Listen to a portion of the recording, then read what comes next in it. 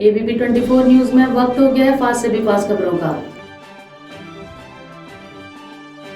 देश में कोरोना की दूसरी लहर तेजी से फैल रही है और हर दिन लाखों मामले सामने आ रहे हैं। तो वहीं उत्तर प्रदेश के वाराणसी में कोरोना के बढ़ते हालात को देखते हुए प्रधानमंत्री मोदी आज बैठक करेंगे। वहीं पश्चिम बंगाल में बढ़ते कोरोना के संक्रमण को देखते हुए राहुल गांधी ने बड़ा फैसला लिया है। उन्होंने बंगाल की अपनी सभी रैलियों को रद्द कर दिया है।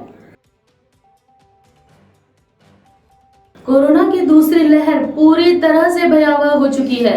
इस भयावह स्थिति को देखते हुए लग रहा है कि भारत एक बार फिर लॉकडाउन की ओर बढ़ रहा है। हालांकि इस पर गृह मंत्री अमित शाह से पूछा गया कि पिछले साल की तरह कोरोना काबू में करने के लिए लॉकडाउन लगाया जाएगा, जिस पर गृह मंत्री अमित शाह ने कहा कि पूर्णबंदी करना अभी जल्दबाजी होगी। उन्होंने कहा कि पिछले साल की तरह लॉकडाउन का मकसद अलग था। उस वक्त देश के पास दवा या टीका नहीं था, लेकिन अब स्थिति अलग है। हम राज्यों के साथ लगातार संपर्क में हैं। राज्यों की जो सहमति होगी हम उनके साथ रहेंगे।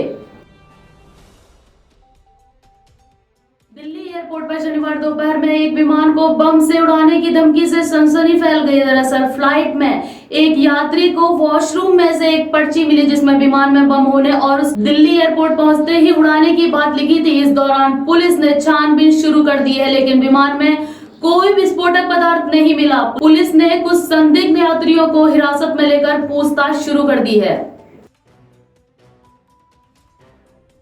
कोरोना संक्रमण के बढ़ते मामलों को देखते हुए दिल्ली सरकार ने हरिद्वार कुंभ मेले से दिल्ली लौटने वाले सभी लोगों को दिल्ली सरकार को इसकी जानकारी देनी होगी। सरकार की वेबसाइट पर नाम, पता व अन्य जानकारी अपलोड करनी होगी। साथ ही 14 दिन के लिए अपने घर में आइसोलेशन में रहना होगा। उत्तर प्रदेश में लगे लॉकडाउन के दौरान भी मुरादाबाद की सब्जी मंडी में बड़ी संख्या में लोग खरीदारी करते हुए दिखे। इस दौरान लोग पूरी तरह से कोरोना नियमों का उल्लंघन करते हुए नजर आए। यूपी के चित्रकूट जिले में हुआ भीषण सड़क हादसा। बता दें कि डंपर और कार की भिड़ंत हो गई, जिसमें 4 लोगों की मौके पर मौत हो गई, जबकि 5 लोग गंभीर रूप से घायल हो गए। फरीदाबाद में एसी रिपेयर करने गए 2 लोगों को दबंगों ने घर में बंधक बनाकर बुरी तरह पीटा। उनके प्राइवेट पार्ट पर पेट्रोल डाल दिया गया। फिलहाल पुलिस मामले की जांच में जुटी है। देश में कोरोना पलटकर इस अंदाज में तबाही मचाएगा किसी ने सोचा भी नहीं था। मास्क लगाने और सोशल डिस्टेंसिंग का पाठ फिर से पढ़ा जा रहा है, लेकिन हरिद्वार में कुंभ मेले में लाखों की भीड़ इकट्ठा हो रही है। साथ ही निशानेबाज अभिनव बिंद्रा कुंभ मेले का समर्थन करने के लिए ओलंपिक पदक विजेता पहलवान योगेश्वर दत्त की आलोचना भी की। शूटर बिंद्रा ने कहा, योगेश्वर के ट्वीट के जवाब में लिखा, जब एक महामारी का संक्रमण देश को बर्बाद कर रहा है तब क्या कुंभ मेले का आयोजन किया जाना चाहिए? एक वायरस धर्मों के बीच भेदभाव नहीं करता। कोरोना संक्रमण के दूसरी बार हुई तेज रफ्तार की वजह से संस्कृति मंत्रालय के निर्देश पर इलाहाबाद संग्रहालय को 15 मई तक बंद रखने का निर्णय लिया गया है। चमोली में बद्रीनाथ हाईवे पर पाखी गांव के समीप एक कार अनियंत्रित होकर गहरी खाई में गिर गई, जिसमें 5 लोगों की मौके पर मौत हो गई। शवों को निकालने के लिए रेस्क्यू किया जा रहा है। रामपुर के पचपेड़ी नाका के पास स्थित राजधानी अस्पताल में आईसीयू में अचानक आग लग गई। इस हादसे में 5 लोगों की मौत हो गई। वहीं आग लगने की वजह से आईसीयू में शॉर्ट सर्किट बताई जा रही है। फिलहाल बाकी मरीजों को दूसरे अस्पताल में शिफ्ट किया गया है। कोरोना का संक्रमण एक बार फिर से पांव पसार चुका है। हाईवे के रास्ते से लौटने वाले प्रवासी राम भरोसे हैं। बसों, कारों और ट्रकों से आने वाले प्रवासियों की जांच की कहीं कोई सुविधा ना तो जिले में शुरू की गई है और ना ही सीमाओं पर किसी तरह की चेकिंग चल रही है।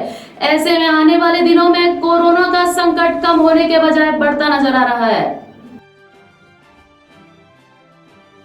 राजस्थान के शहर सिरोही से एक ऐसी घटना सामने आई है जिसने न केवल रिश्ते को शर्मसार किया बल्कि इंसानियत पर भी सवाल खड़ा कर दिया है। एक बेटे ने अपनी मां का अंतिम संस्कार करने से मना कर दिया। नगर पालिका को सूचित करने के बाद नगर पालिका के कर्मचारी कचरा ढोने वाली गाड़ी में महिला का शव उठाकर ले गए।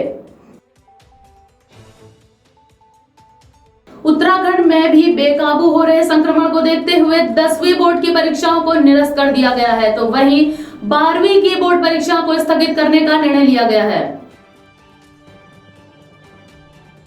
जहां एक और मैदानी इलाकों में तापमान दिन पर दिन बढ़ता जा रहा है, तो वहीं उत्तराखंड के बद्रीनाथ में बीते दिन बर्फबारी हुई, जिसने अचानक ही उत्तराखंड का मौसम बदल दिया।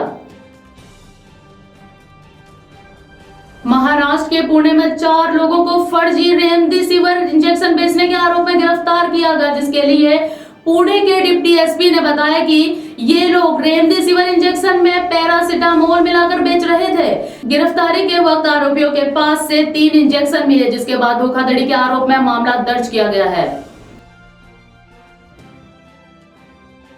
गुजरात के मुख्यमंत्री विजय रूपाणी ने संक्रमण के खतरे को ध्यान में रखते हुए कहा कि गुजरात के जो लोग भी कुंभ मेले में गए हैं, जब वे वापस आएंगे तो उन सभी की जांच की जाएगी। उनमें से जो नेगेटिव निकलेंगे उन्हें जाने दिया जाएगा और जिनकी रिपोर्ट पॉजिटिव आएगी उन्हें इलाज के लिए भेजा जाएगा।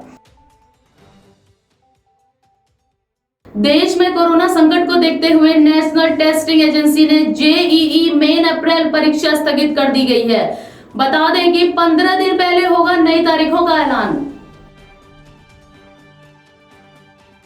कोविड-19 के मरीजों का निजी अस्पतालों में इलाज बहुत महंगा होता है, लेकिन ग्वालियर के कलेक्टर कौशलेंद्र विक्रम सिंह ने शनिवार को बताया कि ग्वालियर के 12 निजी अस्पतालों ने जनहित में अपने अस्पताल और डॉक्टरों को प्रशासन को सौंप दिया है। इन अस्पतालों में निःशुल्क कोविड केयर मिलेगी। 6 अस्पताल शुरू हो चुके हैं, जल्दी दूसरे भी शुरू हो जाएंगे।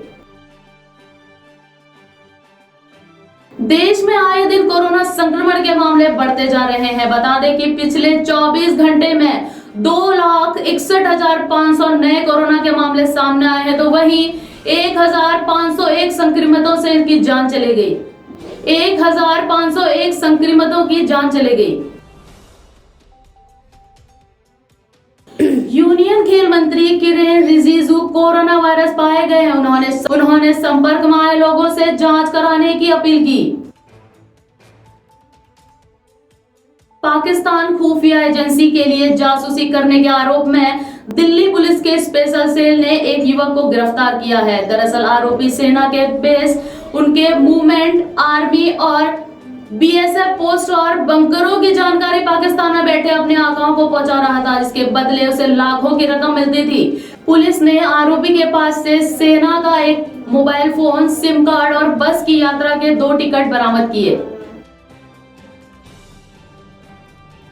भारत और चीन के बीच सीमा विवाद अभी भी जारी है। दरअसल एक समाचार पत्र के अनुसार 9 अप्रैल को दोनों देशों के बीच हुई कमांडर स्तरीय बातचीत के बाद चीन ने हॉट स्प्रिंग और गोगरा पोस्ट से अपने सैनिक पीछे हटाने से मना कर दिया। इससे देवसोंग प्लेन समेत इन इलाके के सैनिकों की तैनाती दोनों देशों के बीच तनाव की स्थिति बन रही है।